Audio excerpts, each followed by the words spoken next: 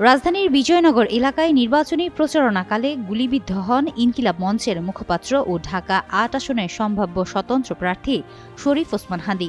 গুরুতর আহত অবস্থায় প্রথমে তাকে ঢাকা মেডিকেল কলেজ হাসপাতালের জরুরি বিভাগে নেওয়া হয়। পরে উন্নত চিকিৎসার জন্য তাকে এভার কেয়ার হাসপাতালে স্থানান্তর করা হয় এবং সেখান থেকে সিঙ্গাপুরে পাঠানো হয়। দীর্ঘ চিকিৎসা শেষে সিঙ্গাপুর জেনারেল হাসপাতালে চিকিৎসাধীন অবস্থায় ইন্তেকাল করেন শরীফ ওসমান হাদী। তার লাশ শুক্রবার সিঙ্গাপুর থেকে ঢাকায় আনা হচ্ছে।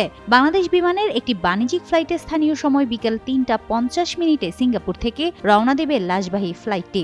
ঢাকার হজরত শাহজালাল আন্তর্জাতিক বিমানবন্দরে সন্ধ্যা ৬টা ৫ ফ্লাইটটির অবতরণের সম্ভাবনা রয়েছে। পরিবারের পক্ষ থেকে জানানো হয়েছে, মরদেহ দেশে পৌঁছানোর পর প্রয়োজনীয় আনুষ্ঠানিকতা শেষে শনিবার জানাজা অনুষ্ঠিত হবে এবং পরে পারিবারিক কবরস্থানে দাফন সম্পন্ন করা হবে।